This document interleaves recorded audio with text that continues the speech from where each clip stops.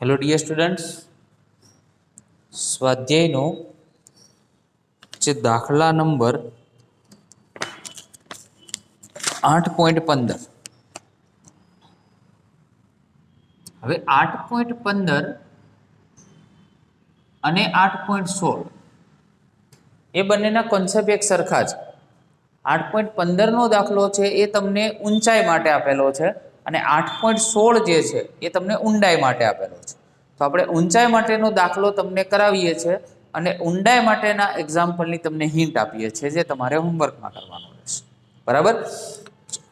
એક પદાર્થનું પૃથ્વીનું વજન, પૃથ્વીની સપાટી પર વજન એ તમને આપેલું છે કેટલું? 63 ન્યૂટન. વજન એટલે W, એ તમને 63 ન્યૂટન આપી દીધેલું છે. બરાબર? હવે કે છે પૃથ્વીની ત્રિજ્યા કરતા અડધી ઊંચાઈએ, પૃથ્વીની ત્રિજ્યા કરતા અડધી ઊંચાઈ એટલે h શું થાય? RE/2. બરાબર? તે પદાર્થ પરનું પૃથ્વીનું ગુરુત્વ બળ કેટલું હશે? શું શોધવાનું છે? પૃથ્વીનું ગુરુત્વ બળ કેટલું હશે? તો પહેલા તો તમને પૃથ્વીની સપાટીથી ઊંચાઈની વાત કરી છે, તો સૂત્ર આપણી જોડે પૃથ્વીની સપાટીથી h ઊંચાઈએ ગુરુત્વ પ્રવેગ, એનું સૂત્ર આવડતું હોવું જોઈએ. તો ભાઈ G of H is equal to GE એટલે પૃથ્વી પરનો ગુરુત્વ પ્રવેગ અને આ h ઊંચાઈનો ગુરુત્વ પ્રવેગ 1 plus h divide by RE એનો શું થાય? હોલ સ્ક્વેર થાય. બરાબર? આ આપણું મેન સૂત્ર છે જેમાં h ની કિંમત આપણે જાણીએ છીએ. માટે G of H is equal to GE અને 1 પ્લસ h ની જગ્યાએ મૂકીએ આપણે RE/2. અહીંયા RE એનો હોલ સ્ક્વેર, આ બંને કેન્સલ. તો G of H GE અહીંયા થઈ જશે 1 પ્લસ 1/2 નો હોલ સ્ક્વેર. બરાબર? ચલો આનું સાદુરૂપ આપીએ તો GE નીચે 2 લસા આવશે, 2 અહીંયા ગુણાય, 2 પ્લસ 1 3, 3/2, 3/2 નો વર્ગ કરો એટલે કેટલા આવશે? 9/4 આવશે. બરાબર? છેદનો છેદ અંશમાં જાય તો ઓવરઓલ આન્સર આવ્યો 4/9 ઇન્ટુ GE, જેને નંબર 1 આપીએ. બરાબર? હવે h ઊંચાઈએ વજન, h ઊંચાઈએ વજન આપણે લઈએ W ડેશ, તો સૂત્ર તો W બરાબર આપણી જોડે mg જ છે, પરંતુ આ h ઊંચાઈ પરનું છે એટલે અહીંયા શું લખીશું? G of H. G of H ની કિંમત તમારી જોડે છે તો કે ભાઈ 4/9 ઇન્ટુ શું છે? GE. બરાબર? તો W ડેશ બરાબર 4/9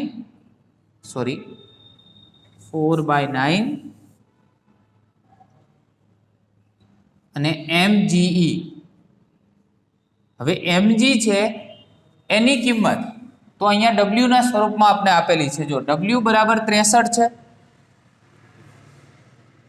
W બરાબર આપણી જોડે કેટલા છે? 63.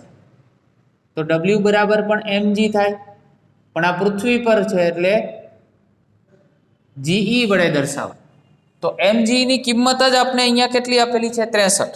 તો W ડેશ બરાબર ફરીથી એ લઈએ કે ભાઈ W ડેશ બરાબર 4/9 અહીંયા 63, 9 × 63, 7 × 28 ન્યૂટન જેટલું તમને ગુરુત્વ બળ મળે. 8.16 ની અંદર જેવી રીતે ઊંચાઈનો દાખલો આપેલો છે એવી રીતે ઊંડાઈનો દાખલો આપેલો છે. ચલો રકમ આપણે વાંચીએ છીએ અહીંયા તો પૃથ્વીને નિયમિત દળ ઘનતા ધરાવતો ગોળો ધારીએ, બરાબર. જો પૃથ્વીની સપાટી પર વજન, એટલે પૃથ્વીની સપાટી પર વજન એટલે ડબલ્યુ ત્યાં પણ આપેલું છે, તમને કેટલું આપેલું છે 250 ન્યૂટન. તો તેનું પૃથ્વીના કેન્દ્ર પર અડધા અંતરે, પૃથ્વીના કેન્દ્ર પર અડધા અંતરે એટલે r/2 થાય, અડધું અંતર એટલે ઊંડાઈ અંદર જવાનું છે, અને કહી દીધું છે અડધા અંતર એટલે d ની જગ્યાએ શું મૂકવાનું તમારે r/2. તો આમાં જે રીતે આપણે ઊંચાઈનું સૂત્ર વાપર્યું એવી રીતે અહીંયા ઊંડાઈનું વાપરવાનું. તો પૃથ્વીની સપાટીથી d ઊંડાઈએ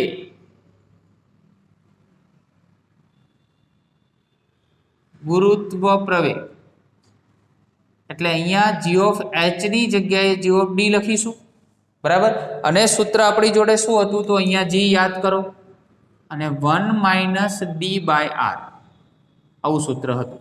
એમાં d ની જગ્યાએ કેટલા મૂકવાના r/2, અને આગળ આની તમે કેલ્ક્યુલેશન આની જેમ જ કરશો એટલે ડાયરેક્ટ તમને એના ઉપરથી આન્સર મળશે. સેમ આવો દાખલો છે, ફક્ત ઊંડાઈનો કન્સેપ્ટ આપેલો છે. 8.17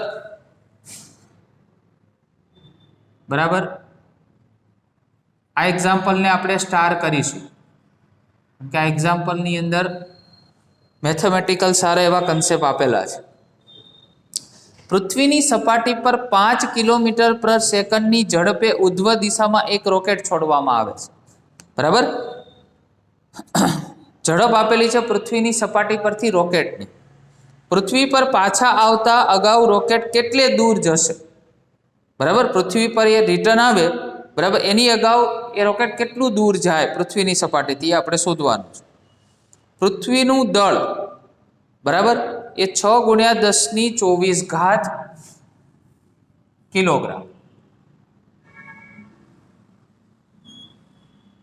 પૃથ્વીની સપાટી, આ પૃથ્વીનું કેન્દ્ર, આ તમે જાણો છો પૃથ્વીની ત્રિજ્યા. અહીંયાથી સપોઝ માની લો કે રોકેટને આપણે છોડવું છે, આ કેટલું દૂર જશે એ આપણે શોધવું છે, બરાબર.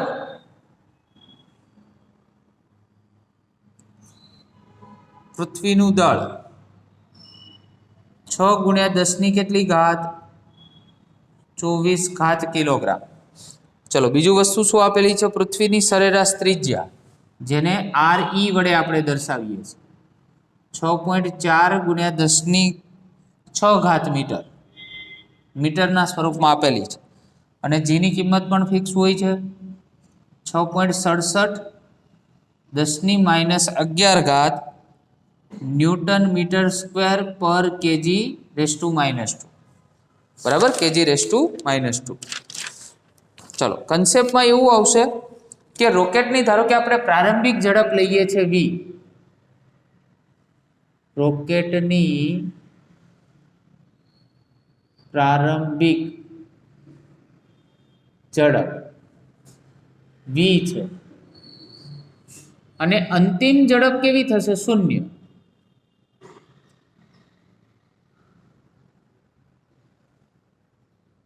મહત્તમ ઊંચાઈ બ્રેકેટમાં લખીએ કઈ ઊંચાઈએ, હવે રોકેટ એની મહત્તમ ઊંચાઈએ જતું રહે મેક્સિમમ હાઈટ ઉપર, બરાબર. એટલે ત્યારે એની ઝડપ કેવી થઈ જાય, 0 થઈ જાય, બરાબર. હવે રોકેટનું દળ આપણે ધારી લઈએ, ધારો કે રોકેટનું દળ m છે, સ્મોલ m ધાર્યું છે આપણે, બરાબર. તો ઉર્જા સંરક્ષણનો નિયમ એવું કહે છે, બરાબર, ઉર્જા સંરક્ષણના નિયમ મુજબ આપણે જોવા જઈએ તો એની પ્રારંભની ઉર્જા કુલ ઉર્જા અને અંતિમ કુલ ઉર્જા, બરાબર. તો ઉર્જા સંરક્ષણના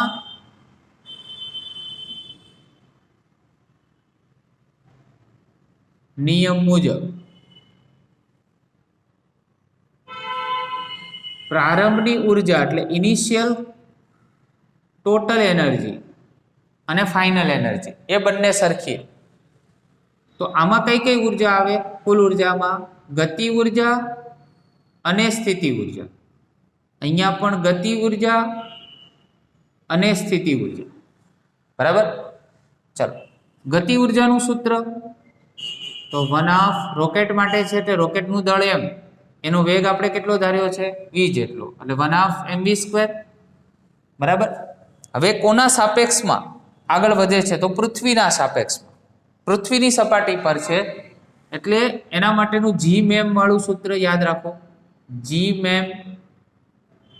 બરાબર. અને અહીંયા આવશે પૃથ્વીની ત્રિજ્યા re જેટલું. ઓકે. ચલો, અંતિમ ગતિ ઉર્જા તો કેવી થાય? શૂન્ય. કેમ? કારણ કે અંતિમ ઝડપ શૂન્ય છે. હવે ઝડપ શૂન્ય હોય, આ v શૂન્ય લઈ લો તો આ ગતિ ઉર્જા ટોટલ કેવી બેટા થઈ જાય? શૂન્ય. એટલે આ શૂન્ય થયું તો અહીંયા તો રહેશે. બરાબર. હવે અહીંયા આપણી પાસે કઈ છે? ફાઇનલ. બરાબર. છેલ્લી આપણી જે સ્થિતિ ઉર્જા હોય એનું આપણે સૂત્ર મેળવવાનું છે. બરાબર.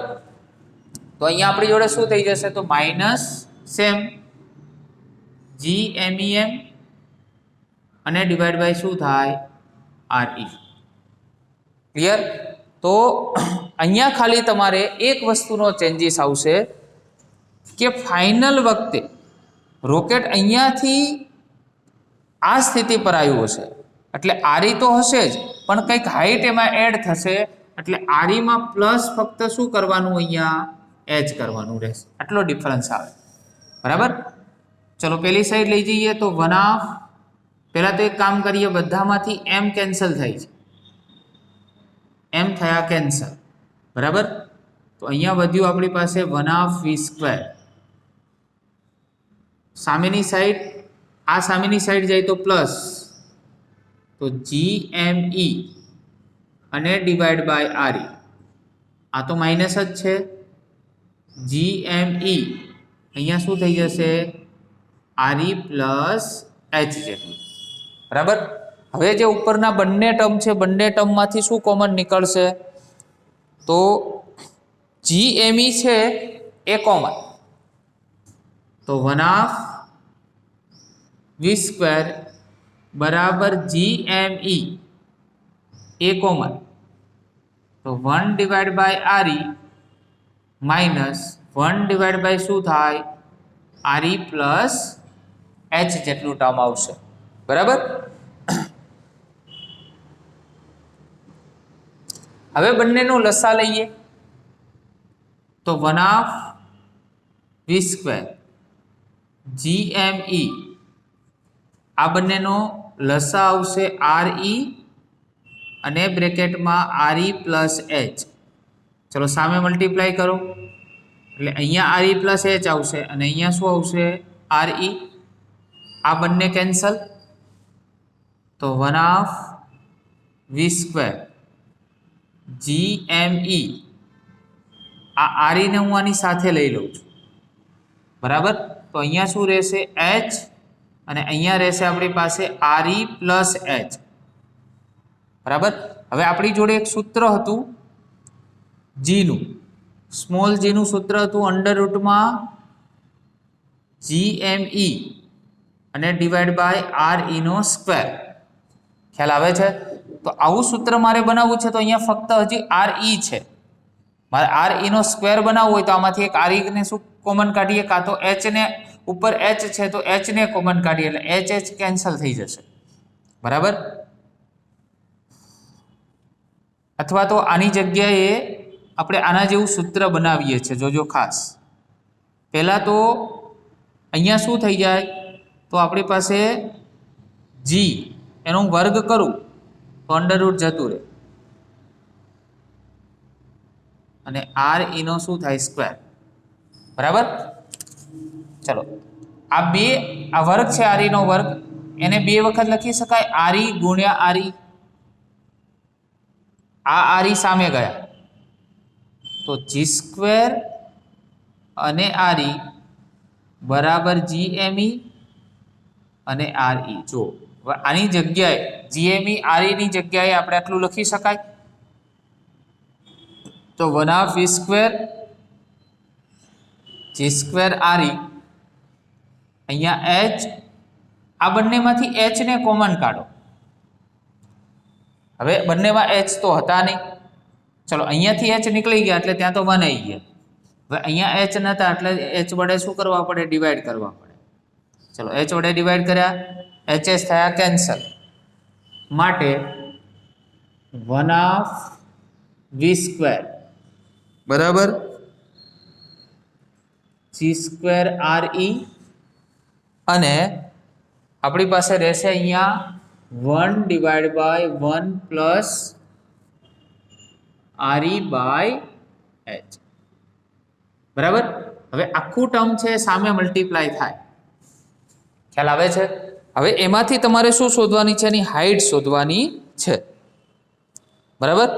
તો હાઈટનું કેલ્ક્યુલેશન હવે થઈ શકે એવું છે. તો અહીંયા 1 + re/h ઇઝ ઇક્વલ ટુ, આ 2 સામે મલ્ટીપ્લાય થાય તો 2g²re, અને છેદમાં શું થઈ જાય? v². ખ્યાલ આવે છે? આમાંથી આપણે હાઈટ શોધવાની છે, તો 1 - 2g²re અને છેદમાં v², બરાબર. અને આ સાઈડ લાયા તો આ રીતે ટર્મ છે તો એ બી આ બાજુ આવશે, એટલે માઇનસ શું થશે? re/h થશે, બરાબર. હવે બધાની તમારે કિંમત મૂકવાની, 2g re v આ બધાની તમને કિંમતો આમાં આપી દીધેલી છે, બરાબર. આ બધાની વેલ્યુ તમે આની અંદર પુટ કરશો, એમાં તમને v ની વેલ્યુ પણ કહી દઉં. 5 કિલોમીટર પ્રતિ સેકન્ડની ઝડપ આપેલી છે. કેટલી આપેલી છે? 5 કિલોમીટર પ્રતિ સેકન્ડની ઝડપ, બરાબર. તો આ બધાની કિંમત મૂકશો એટલે તમને h ની કિંમત મળશે આમાંથી. ખ્યાલ આવે છે? અને ગમે h ને આપણે કરતા બનાવવાનો છે, બરાબર. એ રીતે ને અહીંયા થોડું સિમ્પ્લિફાય કરવું હોય તો આ રીતે બી કરી શકાય, જેમ કે re + h ને અહીંયા રહેવા દો, બરાબર. આ 2g²re અને અહીંયા આપણી જોડે શું છે? v², અને -1 ને આ સાઈડ જવા દો. ખ્યાલ આવે છે? પછી આ બધી કિંમત મૂકી દો, પછી h ને કરતા બનાવો, આની જે કિંમત આવે એને re વડે ભાગી નાખો, બરાબર. તો પણ તમને h ની કિંમત મળી જશે. હવે રોકેટની ઊંચાઈ કુલ પૂછી છે, તો રોકેટની કુલ ઊંચાઈ એ કેવી રીતે મેળવશો? તો re + h થી. કેમ re + h? તો રોકેટ જ્યારે અહીંયાથી લોન્ચ થયું હશે એટલે આટલી ત્રિજ્યા તો હશે જ re, અને પ્લસ એની કંઈક હાઈટ હશે. તો હાઈટ તો તમે અહીંયા મેળવી દીધેલી હશે, અને re ની કિંમત તમને કેટલી આપેલી છે? 6.4 × 10⁶, અને પ્લસ તમે હાઈટ અહીંયા જે પણ મેળવેલી હોય બંનેનો તમે સરવાળો કરશો એટલે તમને અહીંયા ફાઇનલ આન્સર મળી જશે. ઓકે, એટલે આ એક્ઝામ્પલ થોડો કોમ્પ્લિકેટેડ છે, બરાબર, જેનું તમારે આ રીતે કેલ્ક્યુલેશન કરવાનું થાય. 8.18 ની અંદર પણ કંઈક આવો જ કન્સેપ્ટ છે, યાંત્રિક ઉર્જાના સંરક્ષણનો જ છે, એટલે જોડે જોડે એ પણ કમ્પ્લીટ કરીએ. પૃથ્વીની સપાટી પરથી પ્રક્ષેપ પદાર્થની નિષ્ક્રમણ ઝડપ, એટલે નિષ્ક્રમણ ઝડપ તમને આપેલી છે, એટલે VE કહેવાય. 11.2 કિલોમીટર/સેકન્ડ. એક પદાર્થને આના કરતા 3 ગણી ઝડપે બહાર ફેંકવામાં આવે છે, બરાબર. એટલે જો તમે પદાર્થની ઝડપ v ધારો, v બરાબર પદાર્થની ઝડપ, બરાબર, અને v' છે પદાર્થની, અને લઈએ આપણે પ્રારંભિક ઝડપ, બરાબર, અને v' છે પદાર્થની અંતિમ ઝડપ.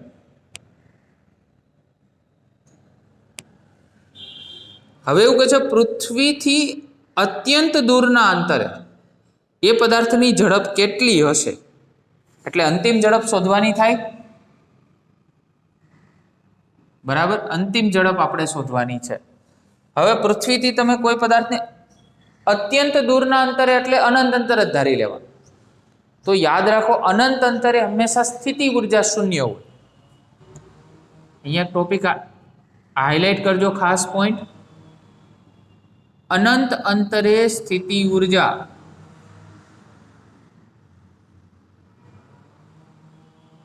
સ્થિતિ ઉર્જા 0 હોય, બરાબર। તો હવે તમારે એક સાઈડ જે યાંત્રિક ઉર્જાનું લેવાનું થાય એ કે થાય પૃથ્વીની સપાટી પર કુલ ઉર્જા, આ બાજુ લેવાનું પૃથ્વીની સપાટી પર કુલ ઉર્જા, અને એ પદાર્થને ક્યાં મોકલવો છે? અનંત અંતરે। તો અહીંયા લખવાનું પૃથ્વીની સપાટીથી અનંત અંતરે કુલ ઉર્જા।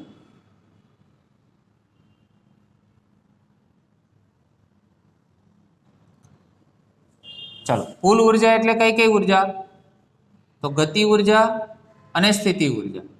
આમાં પણ ગતિ ઉર્જા અને સ્થિતિ ઉર્જા, આ પ્રારંભિક છે અને આ શું છે? અંતિમ।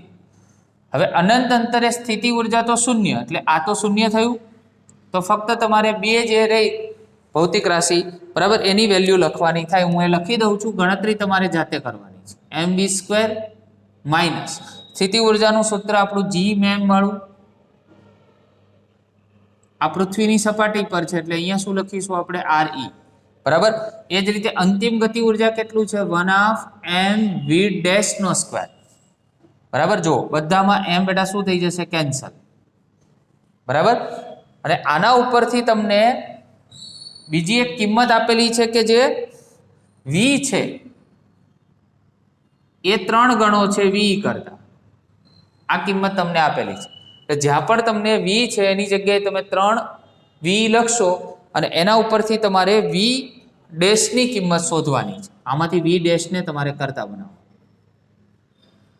અને બીજી જે કિંમત બાકી છે કિંમતો તમારે ફક્ત એમાં મૂકવાની થશે, બરાબર। તો 8.18 પણ આના પરથી થઈ જાય એવો છે, બરાબર। તો હિન્ટ મેં ટોટલી તમને આપી દીધેલી છે અને આમાં પણ લાસ્ટ સુધીની આપણે હિન્ટ તમને આપેલી છે, તમે જાતે કેલ્ક્યુલેશન કરી શકો। પણ ખાસ એક વસ્તુ યાદ રાખવાની કે એકમ એ સરખા હોવા જોઈએ।